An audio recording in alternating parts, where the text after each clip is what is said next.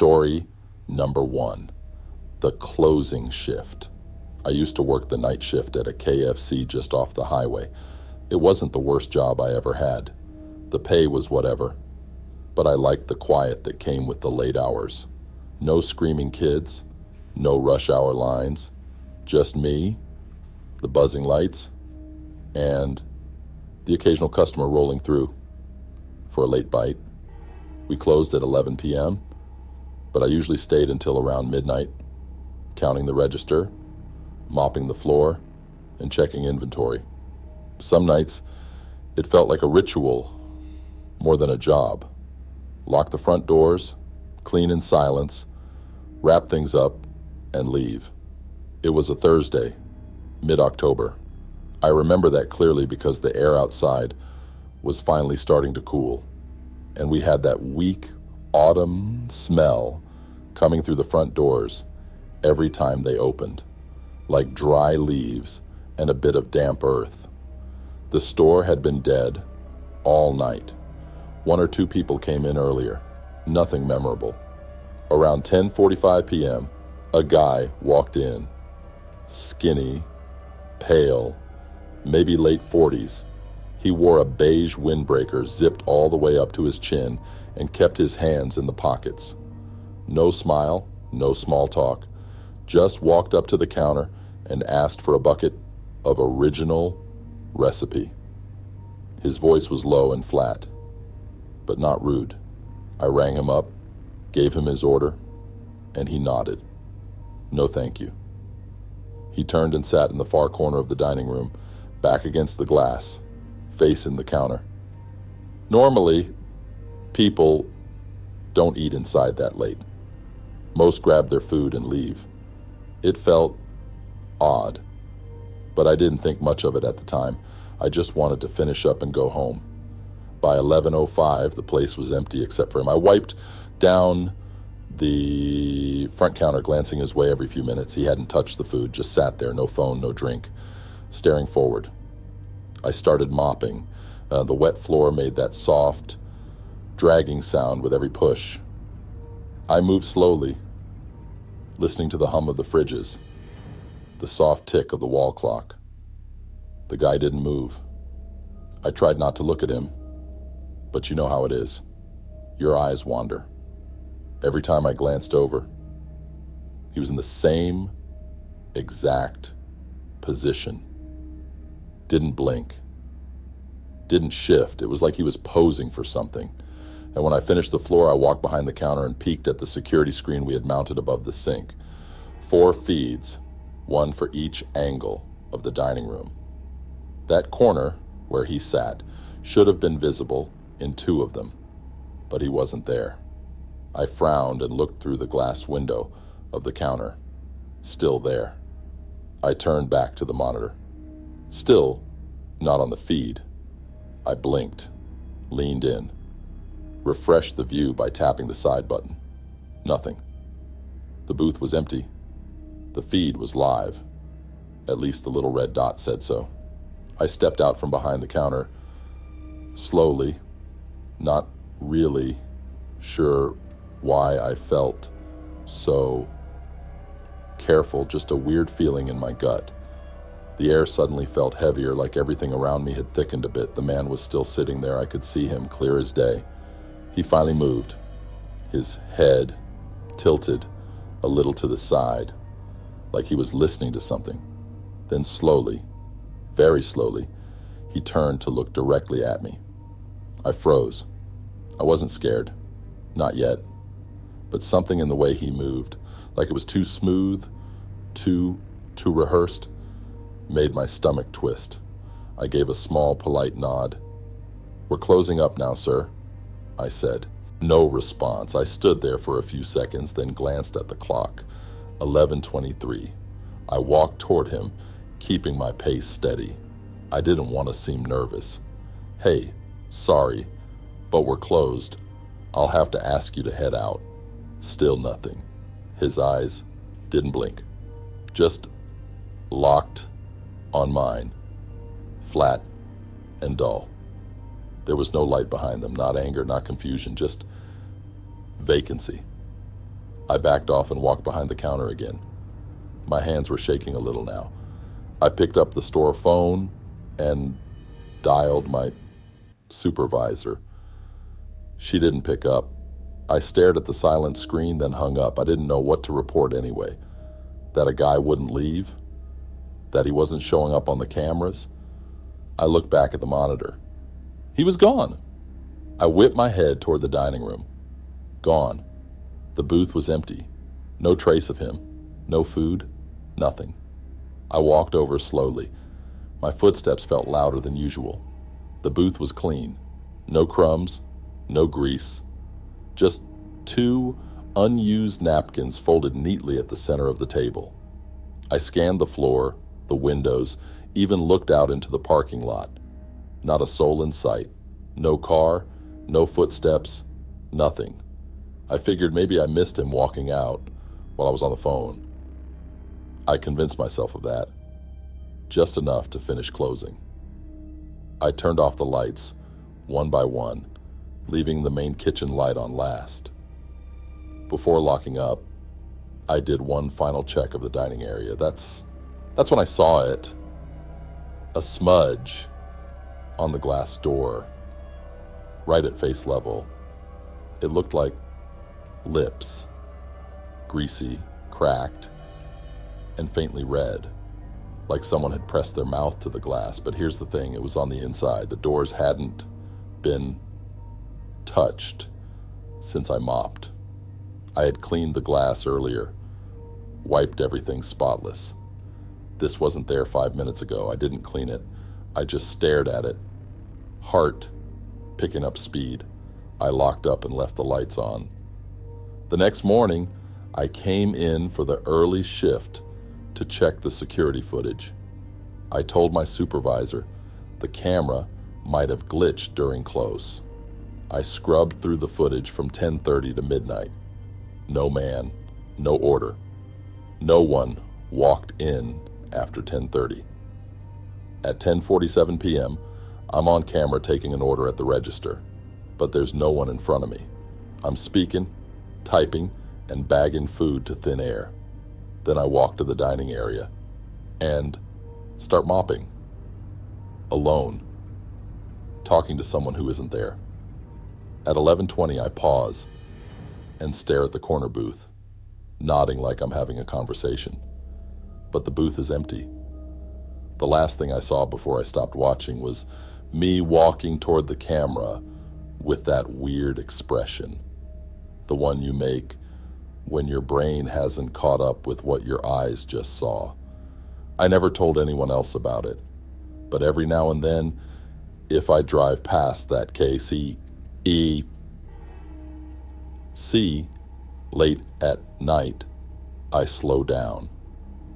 And sometimes I swear I see someone sitting in that far booth, not moving, not blinking, just watching, waiting, like he never left. Story number 2, drive-through eyes. I used to work the late shift at a KFC just outside a quiet suburb. Nothing fancy, just one of those standalone spots tucked between a gas station and a shut-down video rental store. Most nights were slow after 9 p.m. Just a few cars trickling in. People who were too tired to cook, or drivers passing through. I liked the late shift. Less noise, less mess, just the soft hum of the fryers, the occasional beep of the warmer, and the steady rhythm of routine. I didn't mind the stillness. The drive-through was where I spent most of my time. It felt easier than dealing with people face to face. You hear a voice, see a car, hand over the food. No lingering, no awkward small talk. Just in and out. But there was one night, about 6 months ago, that still plays in my head more than I'd like to admit. It started like any other night. I clocked in at 6, cleaned the soda machine, stocked the sauce packets, and chatted with Maria, the shift lead, until she left at 10. After that, it was just me and Liam in the kitchen. He barely talked, which I was fine with.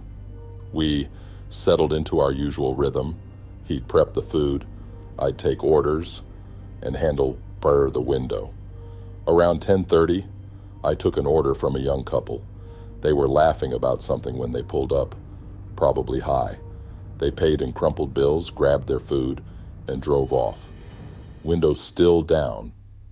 After that, it got quiet again. Then, around 10:50, the headset crackled. It startled me, honestly. I hadn't even heard a car pull in.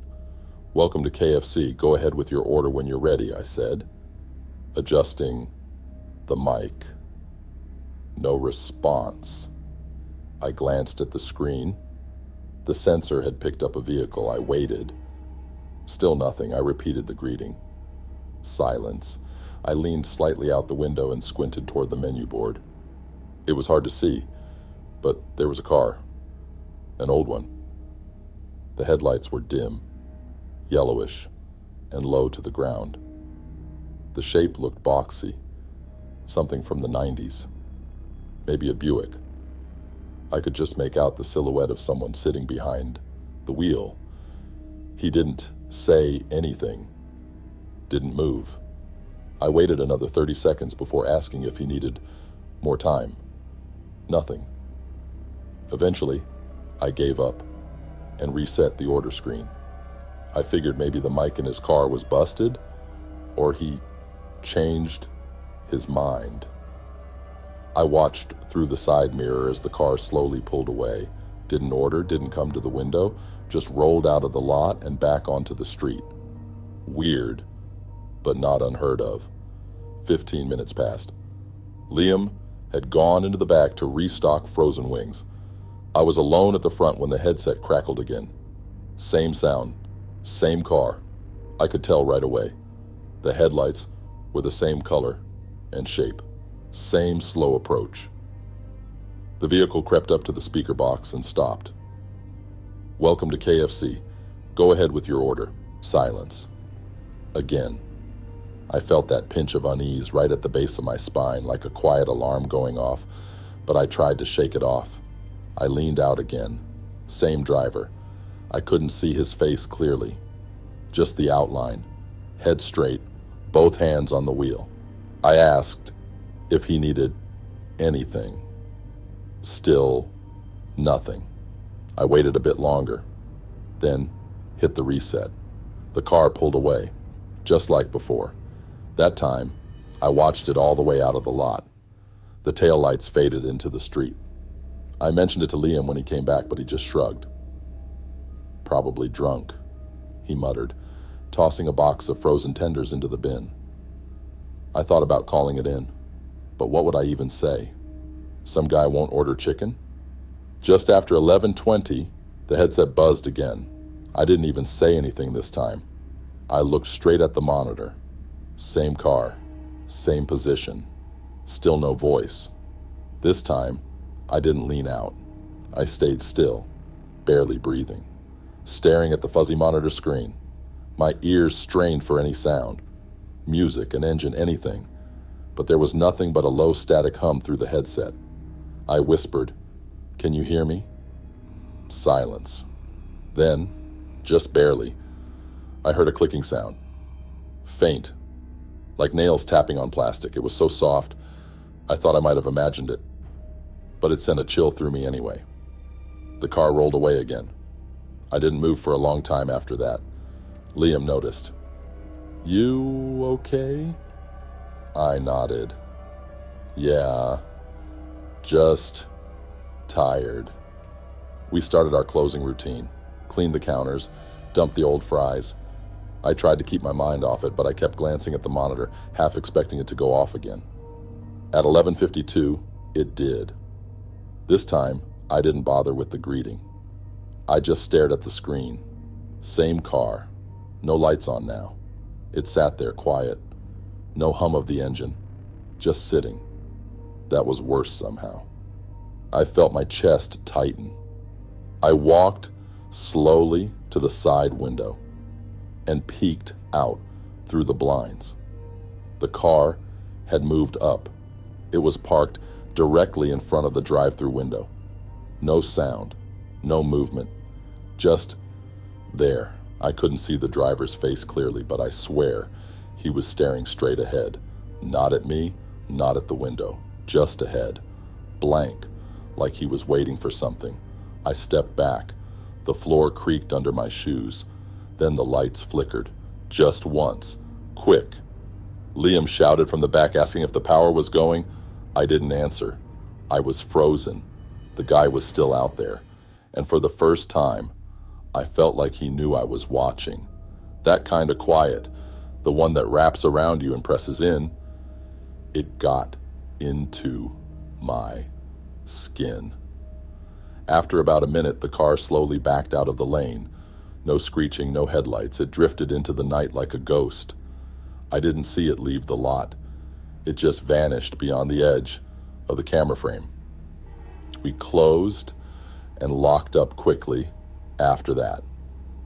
I didn't say much to Liam. The next morning, I came in early. I couldn't stop thinking about it. I asked the morning manager if I could check the security footage.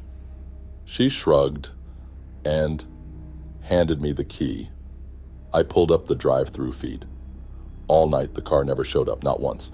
There were time stamps for the orders earlier, the young couple, a delivery guy, even Liam going out to throw trash. But nothing during those times I saw that car. The system had logged vehicles on the drive-through sensor, but on playback, the lane was empty. No car, no driver, no taillights, just me, leaning out the window, talking to someone who wasn't there, and then staring right at nothing. I didn't tell anyone else. What could I say? I still work there sometimes. Day shifts, only now. But I've noticed something else. Every few weeks, I see a car parked in the far corner of the lot when I leave. Old, rusty, always the same shape. No headlights, just sitting there, facing the drive-through, not moving. I don't stop. I just walk faster to my car.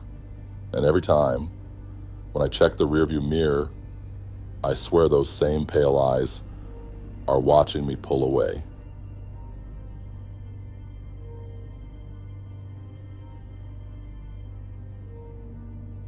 Story number 3. Number 6 combo. I used to work at a small KFC tucked between a dry cleaner and a pawn shop. The kind of place you pass by 100 times and never notice unless you're hungry and in a rush. It was clean enough, smelled like grease, an old floor cleaner, and the shift wasn't bad once you got used to it. Most of my shifts were in the evenings. I'd clock in around 4, prep sides, wipe down the trays, handle the counter until close. By 8 or 9, it got slow. A few regulars, some families, the occasional guy, just killing time. Nothing strange. At least, not until the man with the number 6 combo started coming in. I remember the first time he showed up because he ordered like he'd done 1,000 times. Number 6 combo, extra biscuit, no drink. He didn't look up while saying it, just stood at the counter, staring slightly past my shoulder. He was pale, maybe mid-40s, wore a faded brown coat that looked a size too big. He had that look like someone who hadn't slept well in years. I rang it up and called it out when it was ready. He sat by the window, far corner booth, and ate slowly.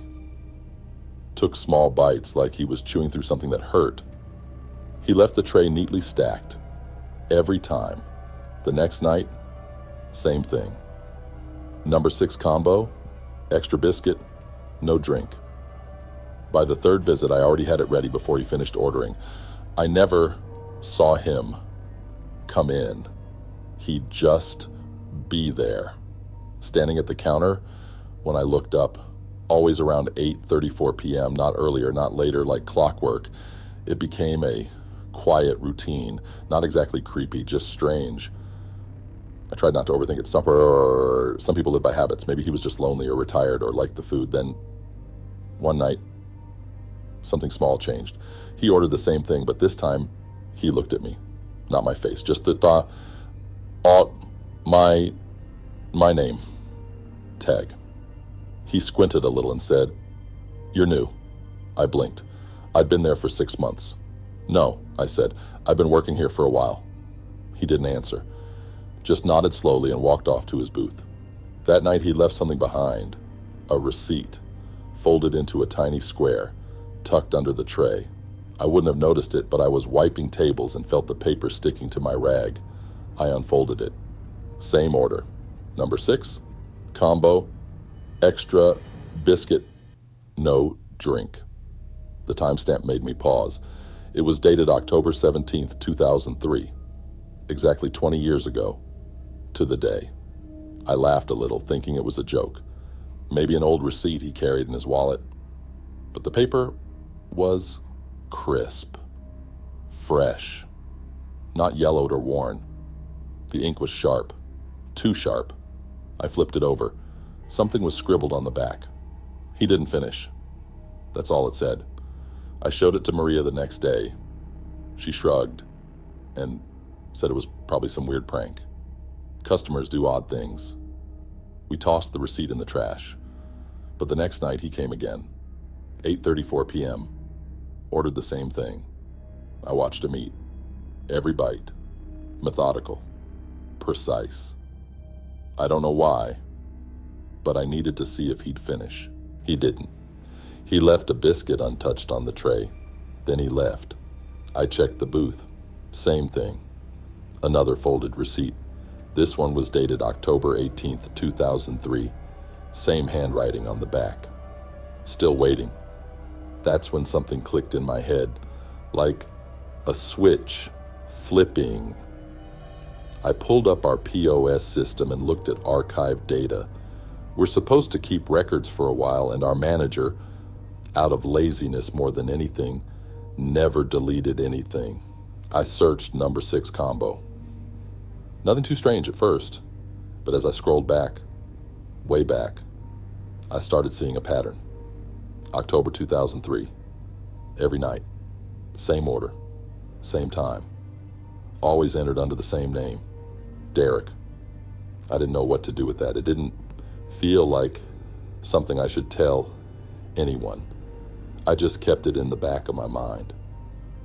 The next night, he didn't show up. I waited, watched the clock tick past 8:34. Nothing. Felt weird to miss him. But at 8:49, the door opened. It was a teenager. Hoodie pulled over his head, looked anxious. He came straight to the counter and said, "Hey, did a guy in a brown coat come in earlier?" I blinked. "Who?" He hesitated. Tall, pale, brown coat, kinda old. Orders number 6, no drink. He's my uncle. I stared at him. "Yeah," I said slowly. "He's been coming in a lot." The kid nodded, almost relieved. "That's good. That's really good." I opened my mouth to ask more, but he was already walking out, didn't order anything, didn't even glance at the menu, just left. Later that night, I checked the cameras. 8:34 p.m. No one came in. No Derek. No one. The booth was empty the whole time. But at 8:49, the kid was on camera, clear as day, asking about someone who, by all accounts, never entered. I didn't sleep well that night. I kept thinking about the receipts, the untouched biscuits, the notes, so I dug deeper. I found a news clipping online. It wasn't easy. Took me a few hours of weird search terms and local archives. October 17th, 2003, a man named Derek Hartwell died of a heart attack while eating at a KFC downtown. Collapsed in the booth, clutching his chest. Left behind a biscuit and a receipt. He'd been with his nephew, who stepped away to the restroom. By the time he came back, Derek was gone. I sat there staring at my screen, heart crawling into my throat. Same order, same time, same booth layout. I printed it out and brought it to work the next night. Showed it to Liam. He read it, then looked at me. You think it's him? I didn't answer. He nodded slowly, then added, "He still doesn't finish the biscuit, huh?" That made me stop. "How do you know that?" Liam looked confused. "You told me. Last week." I didn't. I never told anyone that detail. That night, I stayed late. I watched the booth from the counter. At 8:34, the door creaked open. Derek stepped in. Same coat, same face, same slow walk to the counter. He didn't speak. Just placed crumpled $5 bill on the counter and looked past me. I rang up the order. No one else in the store. No music playing. Just the sound of fries hissing in the oil. I handed him the tray, and he walked to his booth, ate slowly, one bite at a time, and just like before, he left the biscuit untouched. I didn't clean up right away, didn't want to touch the tray. Eventually, I forced myself to walk over. The tray was there, and so was the receipt. Same timestamp, same items, but this time there was no writing on the back, just a faint grease stain shaped like a fingerprint. I looked out the window. The parking lot was empty, and then I realized something. We don't sell a number 6 combo anymore. We changed the menu 2 years ago, but somehow the register still prints it when he orders. It's only on his receipts, only on his. Now, every October, I wait. 8:34 p.m., like always. He comes in, orders the same thing, leaves the biscuit behind, and each year the receipts fade just a little more. I never throw them out anymore. I keep them in a drawer at home. Each one is a reminder that some people have routines they just can't let go of. Even after 20 years, even after everything. I just wonder what happens when he finally finishes the biscuit.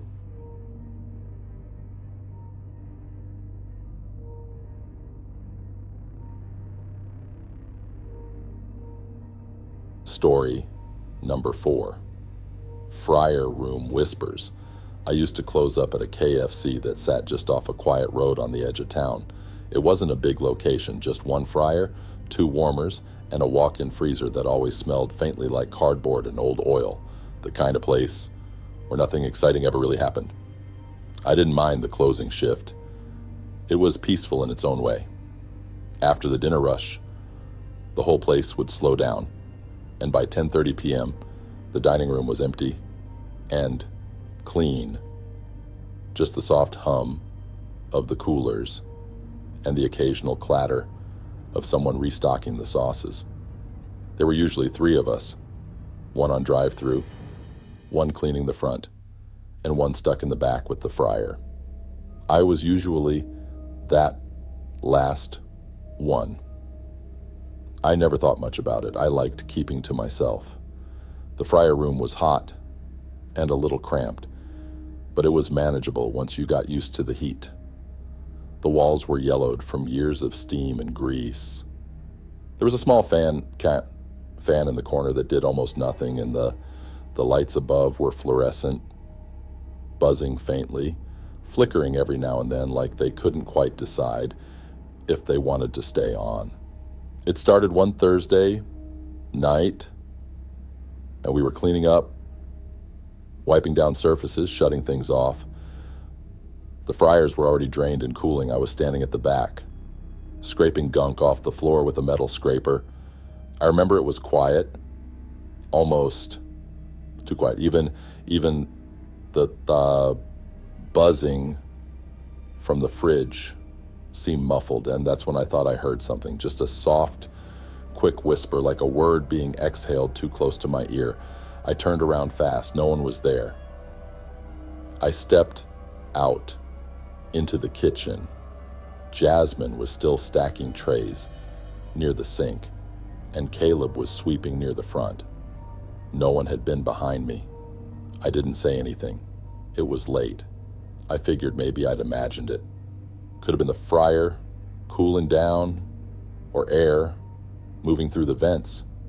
But the next night, it happened again. Same time, same spot. I was bent down, scrubbing near the base of the fryer, when I heard it. A whisper.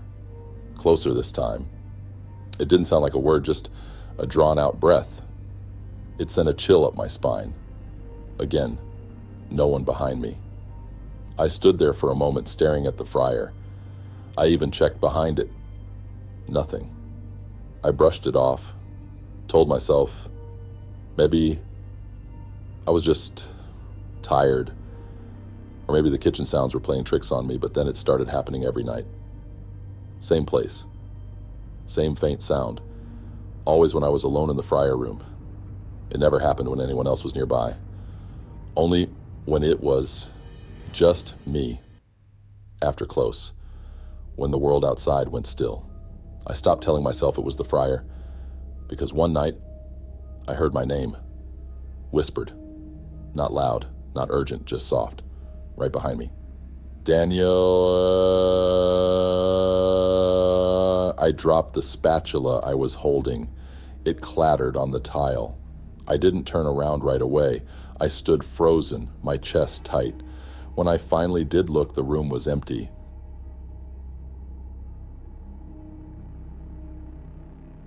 I stepped into the kitchen. Jasmine wasn't there. She'd clocked out early that night. Caleb was outside taking trash to the dumpster. I was alone. I didn't sleep well that night. I kept thinking about the way it sounded. My name. But not quite how someone would usually say it. Like it had been repeated too many times, worn down. The next day, I asked Caleb if he ever heard anything in the fryer room. He laughed. Like what? Grease demons? I smiled, but it didn't reach my eyes. I didn't push it. But I started paying closer attention. I noticed little things. A basket would shift slightly on the counter when no one was near. One night I came back from washing my hands, and the fryer lid was shut. I'd left it open. Another night, I swore I saw a shape in the small window of the freezer door. Just for a second. A blur. Like someone walking by. But no one did. I started to dread that last hour of work. The silence. The way the fryer room seemed to breathe with you. Sometimes I'd hear the whisper as soon as I stepped in. Sometimes it would wait. One night, I left my phone recording on the prep table while I cleaned, just out of curiosity. When I played it back at home, I heard it, around the 20-minute mark. A voice, not mine, not anyone else's, whispering something I couldn't quite make out. And then, clear as day, breathing, right into the microphone. I didn't bring my phone back after that. I didn't want more proof. One night, Jasmine stayed late. She was wiping down the counters while I cleaned the fryer room. I didn't hear the whisper that night, not even once. But as we were leaving, she paused at the door and said something I still think about. That fryer room's weird when it's quiet. Doesn't it feel like someone's watching you? I didn't answer. I just nodded. After that, it got worse. I started hearing the whispers in other parts of the kitchen. Soft, slow murmurs, like conversations just beneath hearing level. One night, the walk-in freezer door creaked open on its own. I turned to shut it and found a fingerprint in the frost. Just one. Small. Like a child's. But no one had been in there that night. We don't allow kids back there, obviously. That was the same night the lights above the fryer blew out. No pop, no flash. Just went out, one by one. And in the dark, I swear, I felt breath on my neck. I didn't scream. I didn't run. I just stood there, frozen, until the hallway light flicked back on, and I saw my own reflection in the freezer glass. Wide-eyed, pale, not quite myself. I started leaving early after that. Let Caleb finish alone. I'd say I wasn't feeling well. He didn't ask questions. The last night I worked there, I stayed later than I meant to. Everyone else had already left. I told myself I'd be fine. It was just me and the fryer. I wiped down the surfaces, stacked the baskets, and stood there for a second, silent. And then, as clear as anything I've ever heard, right behind me, "Don't leave." I turned so fast, I nearly slipped. No one. But the fryer, it was on. Fully on. Boiling. Bubbling. I hadn't turned it on. We hadn't even used it that day. It had been off since lunch. The timer display was blinking. 003, 002, 001. Then it stopped. No beep. Just off. I left. Didn't clock out. Didn't clean up. Just grabbed my bag and walked out into the cold night air. I never went back. I don't know what it was or why it picked me. But some nights I wake up and I swear I hear it again. That same whisper, software right behind me, calling my name.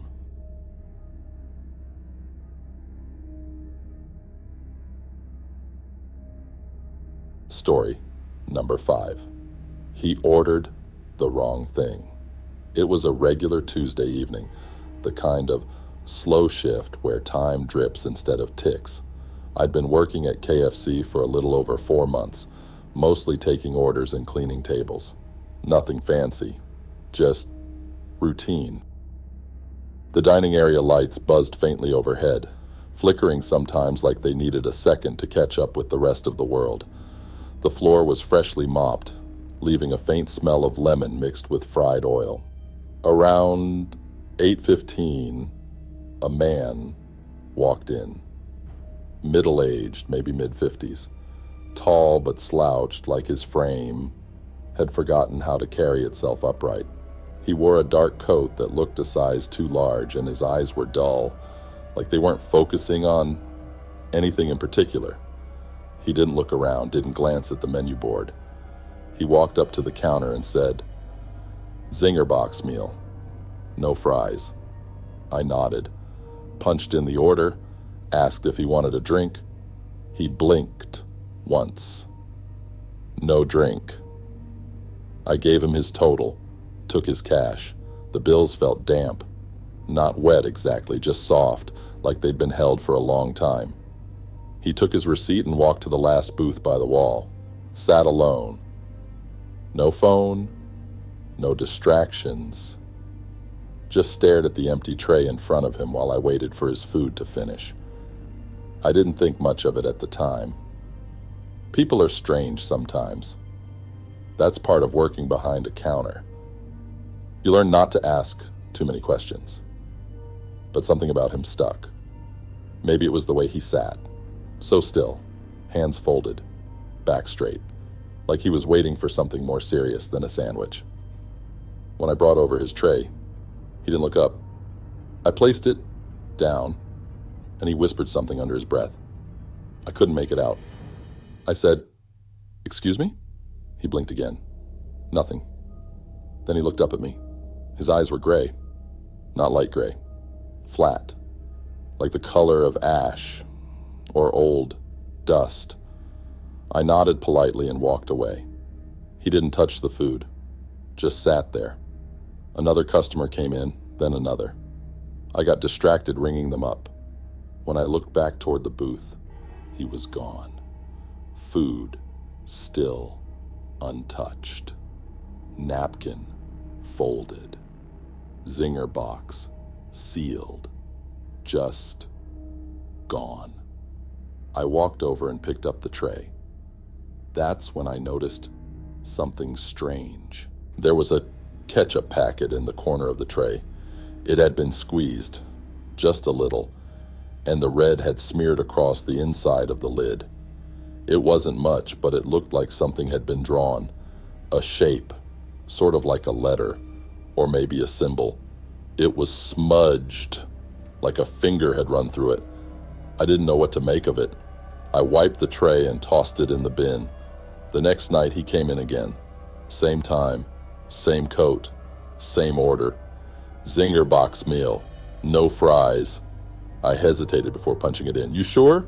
I asked. He paused, then quietly said, "I shouldn't have last time." I raised an eyebrow. "What do you mean?" He shook his head. "Doesn't matter." Paid in cash again. Same damp feel. Same distant stare. Sat in the same booth. Again didn't touch the food. Just stared at it. I left him alone. But I watched. Eventually, I noticed he was looking at the ketchup packet. Not opening it. Not moving. Just staring at it. Like he was waiting for it to do something. When I walked by to take out the trash, I heard him whisper something again. Clearer this time. Wrong choice. I froze for a second. He didn't look up. I kept walking. 15 minutes later, he was gone again. Food untouched. Another ketchup smear on the inside lid. Same shape. Same smudge. It felt colder in that booth. I cleaned up, slower this time. I didn't throw the packet away. I took it to the back and stuck it in a small plastic bag. Just felt like I shouldn't let it go. That night I dreamed of the man sitting in the booth, but the lights were off, and he wasn't facing me anymore. He was facing the wall, talking to it. I couldn't hear the words, only the soft hiss of him breathing. The next few nights he didn't show. I checked the door every few minutes, expecting him. Felt weird without him. But then on Saturday, just after 8:15, he returned. This time, he walked slower, more stiffly. Same order, same booth, same stillness. I brought over the food, and as I placed it down, I noticed something different. He was crying, not sobbing, just silent tears, rolling down without expression. His face didn't change, like the tears weren't his decision. He looked up at me, and for the first time, his eyes didn't seem so distant. They were focused, tired. "I ordered the wrong thing," he said. His voice was low, cracked, like he hadn't spoken in years. "I'm sorry?" He looked down. "It was supposed to be original recipe, not spicy." I nodded slowly. "We can change that." He shook his head. "It's too late now." He reached into his coat pocket and placed something on the table, a folded receipt. He pushed it toward me. Then he stood and walked out. Didn't take the food, didn't look back, just left. I picked up the receipt and unfolded it. It was from our store, but the date said March 9th, 1998. Same order, same name, Richard Hale. My hand trembled a little. The time stamp was 8:15 p.m. I took it to the back, sat down in the break room, and stared at it under the flickering light. Something was written on the back. He choked. I chose spicy. He couldn't breathe. I held him. He stopped moving. There was a faint red smear at the edge of the paper. Ketchup, probably. I don't know. I showed the manager the receipt the next day. He said it had to be fake. Someone messing with us. Thought I was overworked. Told me to toss it and forget about it. I didn't toss it. I still have it, tucked in the back of a drawer. The man never came back after that. Booth's empty every night. But sometimes, when I'm cleaning, I find a ketchup packet there. Still sealed, but the red is always smeared across the top. Sometimes, it forms a shape, a mark, like someone tried to undo something they can't take back. And the food? Still untouched, still waiting. Sometimes I wonder, what happens if someone orders the same thing by accident? Will they know? Will they feel the weight of it? Or will it all start over again?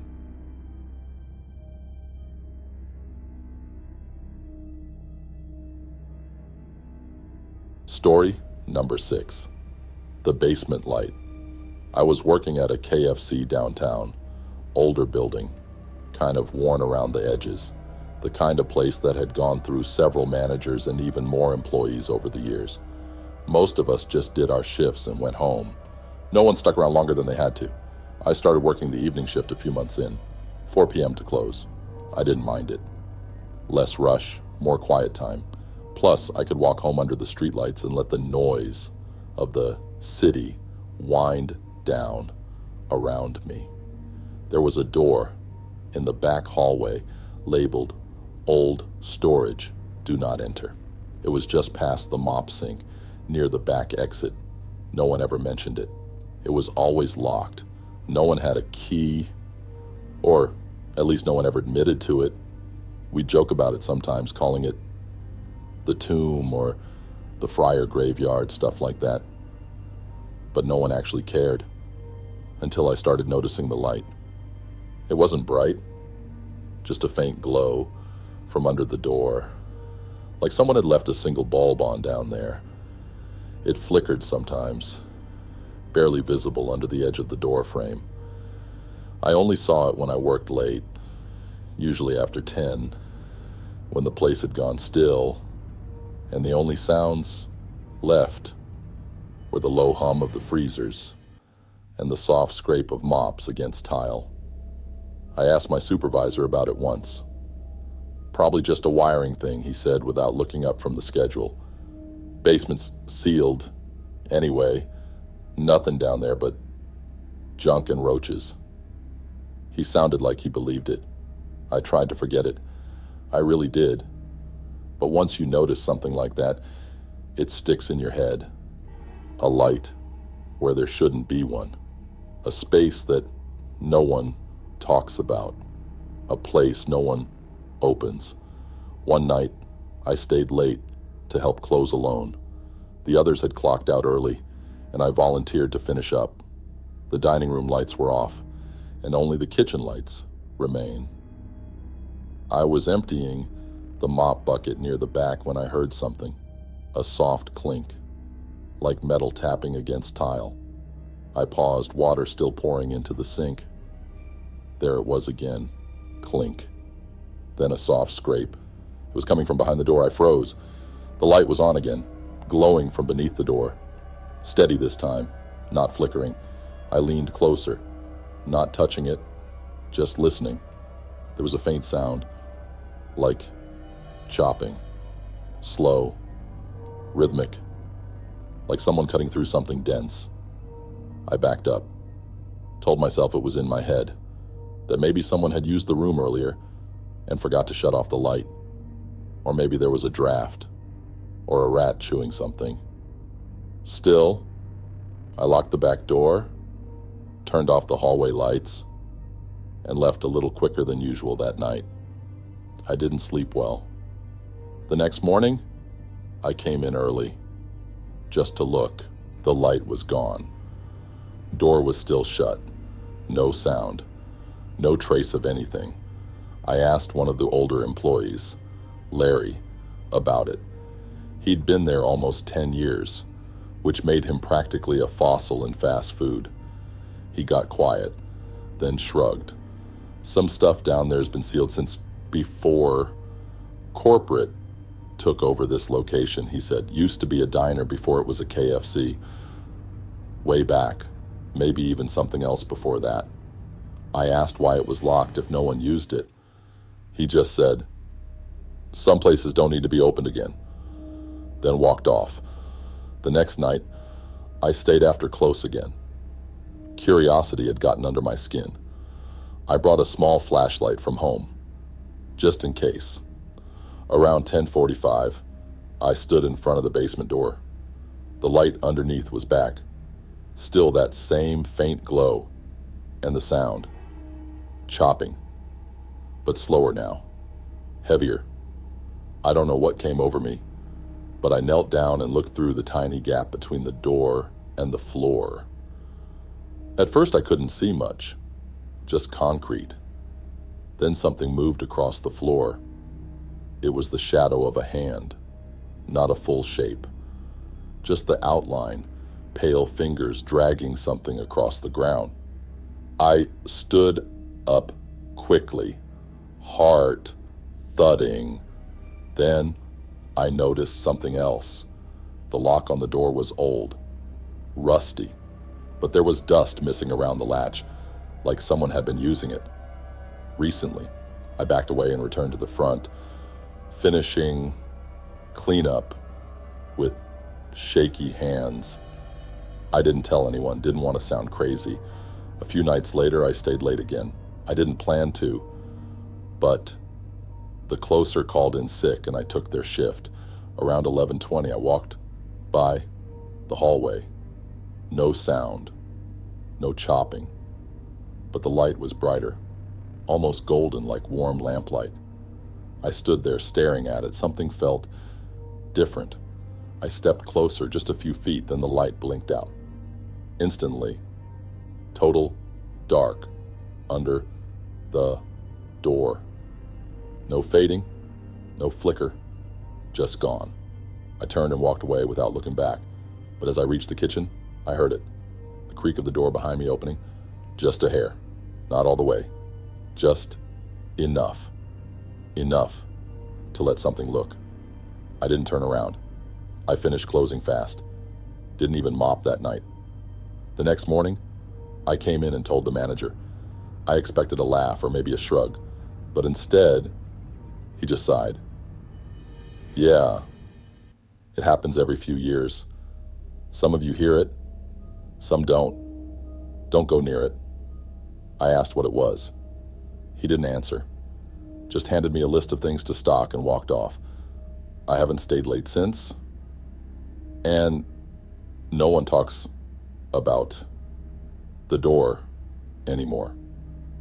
But sometimes when I walk past that hallway during the day, I glance toward it. The door's always shut. But there's something about that wood, like it's listening, waiting. And once, just last week, I came in for the morning shift. The hallway light was off, but the basement door, it was open an inch. And there, just inside the frame, was a single greasy apron hung neatly on the wall, one we don't use anymore. It was clean, pressed, ready. If this story gave you chills, don't forget to like the video and subscribe to the channel for more quiet but haunting horror stories just like this. And hey, check out the other videos appearing on your screen right now, if you dare. Got a creepy experience of your own? Share it in the comments below. We're always reading. Stay safe out there.